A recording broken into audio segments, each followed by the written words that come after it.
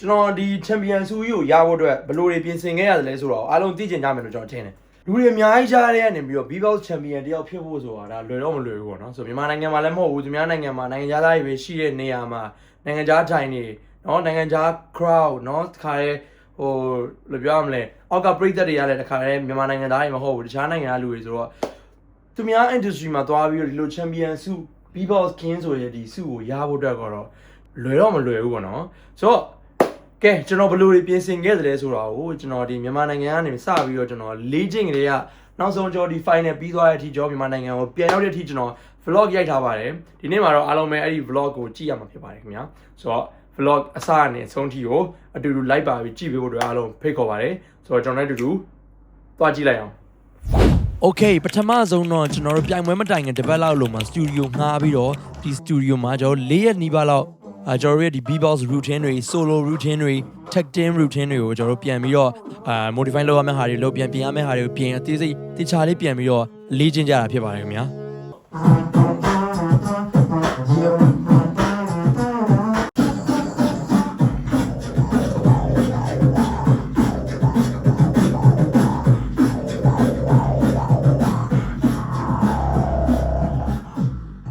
စတူဒီယိုမှာလေ့ကျင့်ပြင်ဆင်မှုတွေအားလုံးပြီးသွားတဲ့အခါမှာတော့ကျွန်တော်တစ်ဖွဲ့လုံးနိုင်ငံခြားသွားဖို့အတွက်လေစိမ့်နဲ့နီးရဲ့ဟိုတယ်တစ်ခုမှာပုံပြင်ယူလိုက်ပါတယ်ခင်ဗျာ Okay ရောက်ပါပြီဗျာ Ready ပဲဆွဲမယ် Okay ဒီခန်းကတော့ကျွန်တော်နဲ့ဆိုလိုခင်းနေဒီညအဲ့ရမယ့်ခန်းပေါ့နော်ကျွန်တော်တို့ခရင်ကတော့ဒီဘက်မှာရှိပါတယ်ဒါကတော့ solo K from another universe အလဲ Okay အဲ့ဒါတကွာ Okay ready ပဲလား ready ပဲကျွန်တော် ready ဖြစ်နေပြီကျွန်တော် ready ဖြစ်နေပြီဒါကတော့မနေ့ပြန်ကျွန်တော်ဝေးရမယ့်အင်ဂျီပေါ့နော်ဒါပေမဲ့ကျွန်တော်နာမည်ပါတယ်ပြီးကျွန်တော်တို့ဘာပဲခင်းရဲ့ logo ပါမယ်ပြီးကျွန်တော် 4beat logo ပါမယ်ပြီးတော့ B-Box ဆိုတဲ့နာမည်ပါမယ်ပြီးတော့ရင်ဒါရအကြိုက်ဆုံးပဲကျွန်တော်တို့ရဲ့ 4beat logo ဖြစ်စီနောက်ပိုင်းကျရင်เนาะဒီကောင်တွေပါကျွန်တော်တို့အင်းတွေထုတ်ပေးဖို့ရှိရဲ 4beat logo တကယ်မိုက်တယ်အဲ့ဒါတော့ဒီဘက်မှာတော့ဒါကတော့ခင်းရဲ့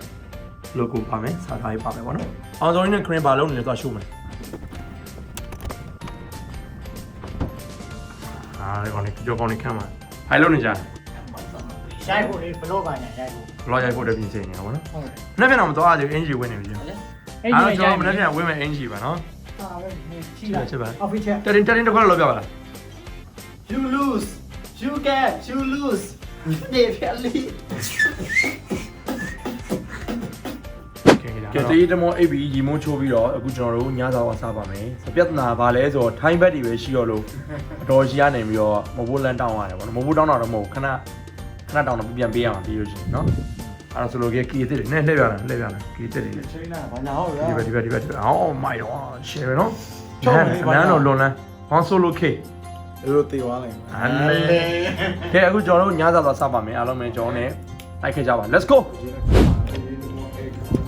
ညစာသွားစားမယ်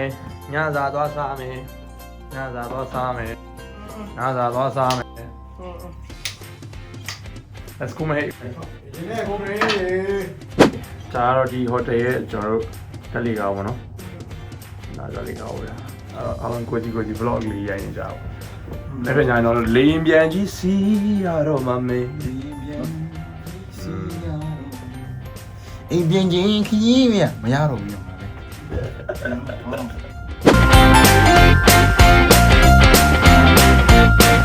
ရှင်မဒီငါးသားလေးကိုခေါ်လာမလို့အဲ့ဒါလေးကိုဆက်တယ်လေးဝယ်ခဲ့ပါတယ်ထားပါပါ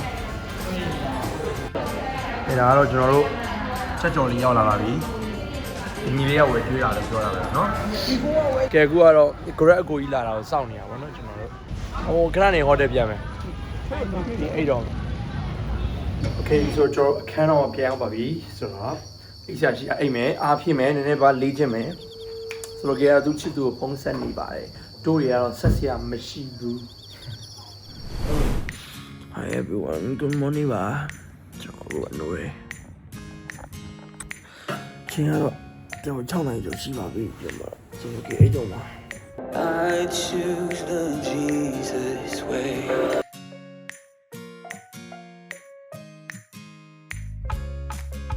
Okay ဆိုတော့ကျွန်တော်အခုပဲညနာတဲ့ရေမိုးချိုးသွားတိုက်ပြီးပြီပေါ့နော်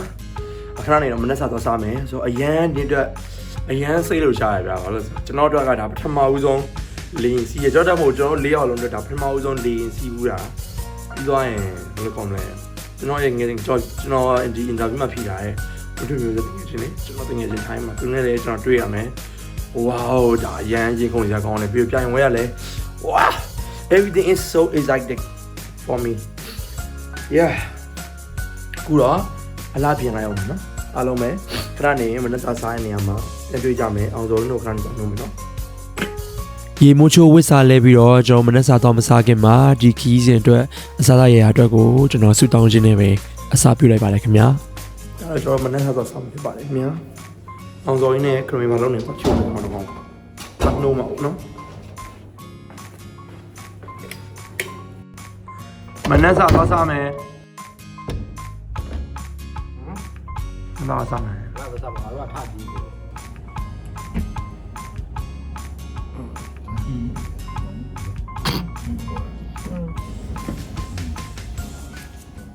ကျွန်တော်တို့မနေ့စာအရင်မစားဘဲနဲ့အရင်ဆုံးလမ်းလျှောက်ကြဖို့အတွက်ဟို choice လုပ်လိုက်ပါတယ်လမ်းလျှောက်မယ်ဆိုတော့ရန်ကုန်မှာတော့အနေငယ် view တွေတော့လည်းပြောလို့မရဘူးတချင်နည်းနည်းတော့6နိုင်ကျော်ပြီဆိုတော့ view တော့အရင်မရှိတော့ဘူးနေရတယ်နဲ့ထွက်စားပြနေပြီဆိုတော့လေဆိုတော့လမ်းလျှောက်ဖို့ကျွန်တော်တို့ choice လိုက်ပါတယ်ဆိုတော့ပြီးသွားပြီတော့အောက်မော်တစ်ခွေလုံးပါလာပါတယ် ကျုံးမှာဟောမှာ ဟောမပြီးနေဟောမဟောမ ပြေးပဲ ဟောမပြီးနေပြေးလေ တော့ပြန်ရောက်မှပြေးနော်ဒီတော့ဒါတနေ့ ကျွန်တော်ကတော့ပုံမှန်လေးပဲပေါ့ဗျာဒီကသိရမလားဒီဆိုင်ပုံမှန်လေးပဲပေါ့နောက်ကတော့သူကအလေးဆုံးပေါ့အင်းလေးဆုံးကွာတော့ဒီမှာပြန်လာမှကျွန်တော်တို့မနေ့စာ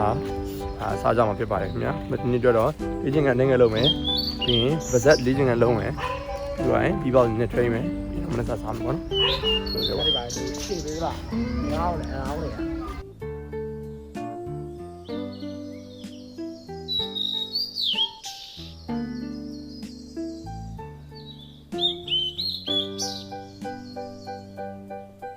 ခြားကြည့်ရင်နဲ့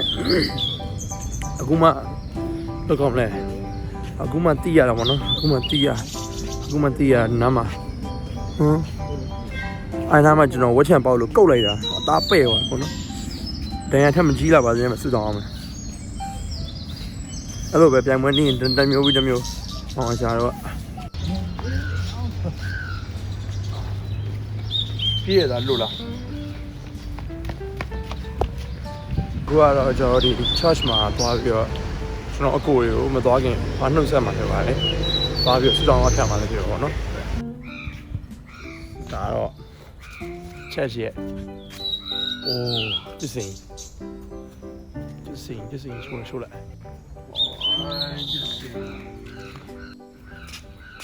ဒါတော့တင်ကြောတဲ့မှာ MacBook ကျွန်တော်ရဲ့ပတ်စံရေး passport ပြီးကျွန်တော်ရဲ့ card ပေါ့နော်လင်းကွင်းမှာထွက်မဲ့ outfit လေးပေါ့နော်။ဘာညာအောင်နောက်မှာတော့ဟောလို့ရှိမယ်။ဒီမှာဆိုလို့ရှိမယ် လေစိတ်သွားဖို့တဲ့ဝစ်စားရပါတယ်ကျွန်တော်အားလုံးပြင်ဆင်ပြီးသွားတဲ့အခါမှာတော့ကျွန်တော်လေ့ကျင့်မှုလေးအများကြီးထပ်ပြီးလုပ်ပါတယ်ခင်ဗျာ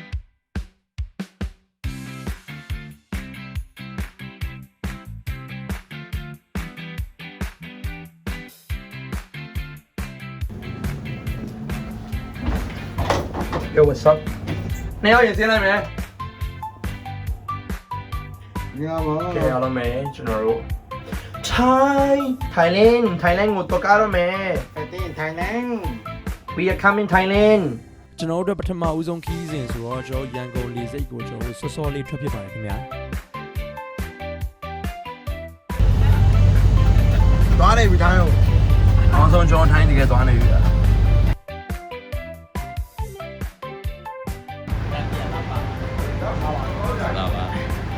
ရပြီကိုဟုတ်ရပြီ thank you ပါ အားပါအောင်တိုင်းနေ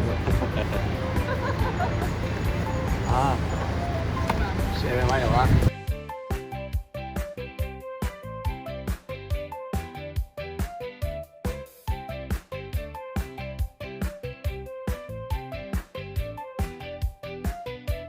တော့ကိုစီကဘာပြောချင်လဲ ။ဘာပြောချင်လဲဆိုတော့နိုင်မှာပါတေချာလုပ်ခဲ့ပါတကယ်နိုင်မှာပါ။နော်။ရ Yes အဲမိုက်ပါပြောချင်တယ်တော့ ကောင်းဆုံးလုံးလာ တိုင်ခိုင်းတာတော့နင်းအားနာပါ ကောင်းဆုံးလုံးလာတယ်မယ်လို့ပြောတယ် သူ့ရဲ့အမေတို့ကနော်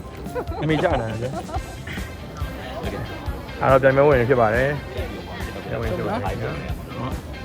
ကောင်းဆုံးကျွန်တော်တို့ကြိုးစားမှာဖြစ်ပါတယ်အခုတော့ကျွန်တော်တို့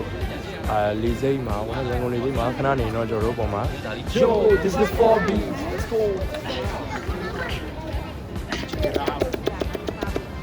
the world's gonna know our name this is 4B from Myanmar guys so we are so excited right now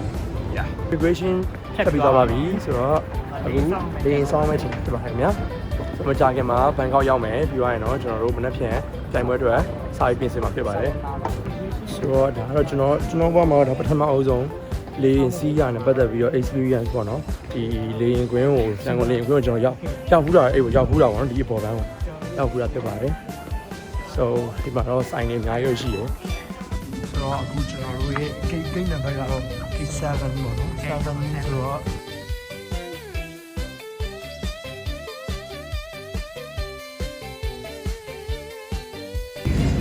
မြန်မာကိုစောရှိလားရှိမြန်မာရှိအားရငါတို့ရဲ့ဗာလဲနောက်ရက်ငါတို့ရဲ့အောင်မြင်မှုလမ်းကြောင်းနဲ့မိတ်ဆွေအမှန်တရားပဲနော်အမှန်ပဲ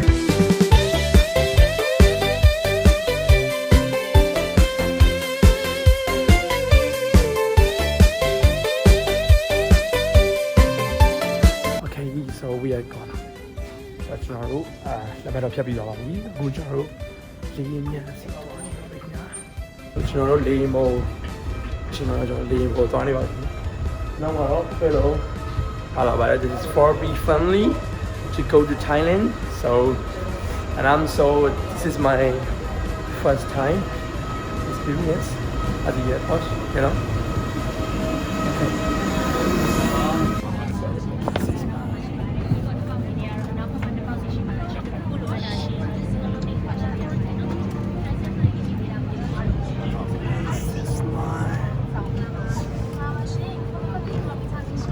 Tray in. Tray in ဒီဘက်တန်းလေးပါရှင်ကိုအလဲကုန်လေးပါရှင် Okay. ဟုတ်ပါပြီထားလေးရှင်နော်ဘယ်ကတော့ပြရအောင်ပါ This is our first time ever. First time. This is our first time. ပြန်ပြေးကင်းရှင်းစေရအတွက်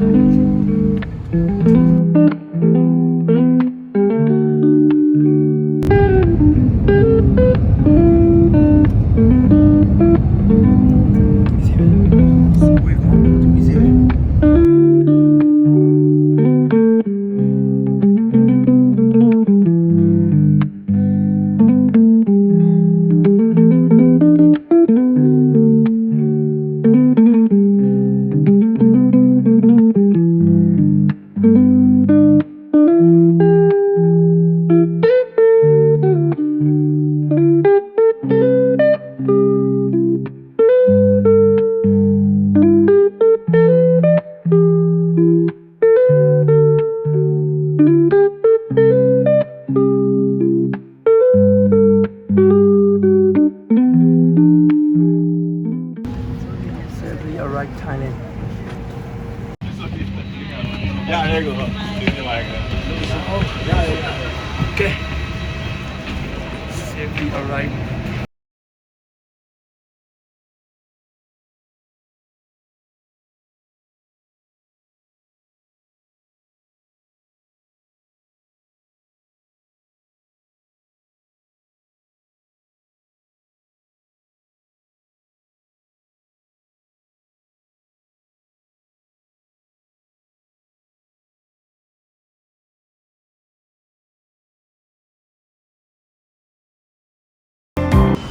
Alright, right now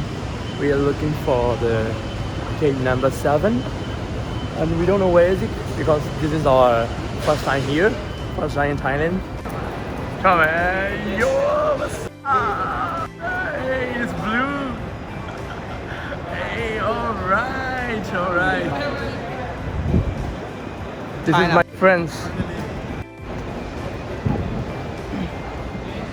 Hello, ကျွန်တော်တင်ငယ်ချင်းပါကျွန်တော်ဘီဘောက်စာဖြစ်အောင် ထိုးထည့်ခဲ့တဲ့တင်ငယ်ချင်းပေါ့နော် ဟုတ်တယ်ကဲ ဘာပြောချင်တိုင်း ဘာပြောလဲသုံးနှစ်နေပြီးမှပြန်တွေ့ရဝမ်းသာသုံးနှစ်နော် Yo everyone, this is Blue from Thailand. He's the dancer. Yeah. Yeah. Oh yeah. Welcome. Really friendly. Really friendly. This is our first time in Thailand and we are so happy to be here. Oh my god. Look at this. Really amazing. Look at his face. It's so handsome, bro. Whoa, thank you, bro. Wow. I don't believe him. I pay him to tell me I'm handsome. How much? How much? How much? ။ထိုင်းကိုရောက်တဲ့ညမှာပဲကျွန်တော်တို့ရန်ကုန်မှာတည်းကဂျူတင်ဘုတ်ကင်ယူထားတဲ့ဒီဟိုတယ်ကိုလူကသူ့ရဲ့ကာနဲ့လိုက်ပြီးတော့ပို့ပေးတာပေါ့နော်။ အဲ့တော့ကျွန်တော်တို့တဲမဲ့ဟိုတယ်ဖြစ်ပါတယ်ခင်ဗျာ Can you try it? Oh, okay, sure. All right. Alright Ooh, look. So cool, man. Oh my god.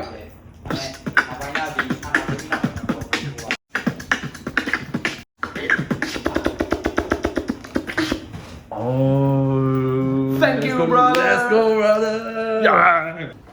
Right now, I'm gonna rap. He gonna beat spot. Okay, 3, 2, 1, let's go. My name is Blue. Okay, okay. That's okay, man. ကျွန်တော်တို့အခုတော့ကျွန်တော်တို့ညစားတော့ဆောင်ဖြစ်ပါတယ်။ဘယ်နေရာလဲကျွန်တော်လည်းမသိဘူးပေါ့နော်။ကျွန်တော်တို့ဒီ organizer ငယ်ချင်းဒီစေပဲ ဒီစေပဲဟုတ်ကဲ့တန်ကြိုင်လေครับ Alright. We're gonna try ข้าวผัด Okay. See sound 3 1 Okay. Let's go.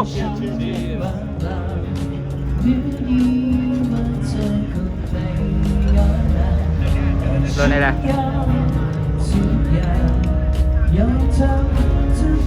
Oh.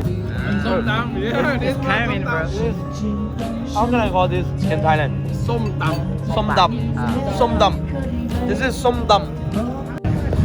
Yeah, I'm so sorry. Okay, send it here. Spicy, spicy, spicy. Woo, send it here.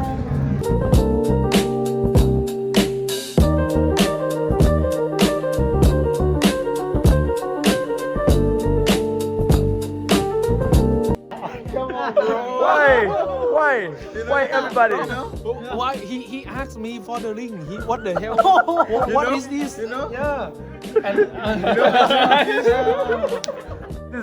This is my love gift, bro. Yeah. Love gift. Yeah. That's how we do in Thailand, bro. Yeah. Say hi. Kidding, Say hi. bro. No. Say hi. Say hi to Myanmar people. Hello. Mingalaba. Yeah. Thank you, Blue, for today. Jesu temate. Hello, Myanmar people. Hello, Myanmar people. အဲ့ဒီညမှာကျွန်တော်တို့ဘယ်မှမလဲဖြစ်ဘူးကျွန်တော်ပြိုင်ပွဲလေးရှိနေရောကျွန်တော်ဟိုတယ်မှာပဲရောက်တာနဲ့တန်းပြီးတော့အနားယူဖြစ်ပါတယ်ခင်ဗျာ Okay ဒီ vlog ရဲ့ episode 1ကတော့ဒီမှာပဲပြီးပါပြီခင်ဗျာကျွန်တော်နောက်ရက်တွေကျရင်တော့ episode 2ကိုပြန်ပြီးတော့တင်ပေးပါမယ်ခင်ဗျာ Okay အားလုံးကျေးဇူးများကြီးတင်ပါတယ်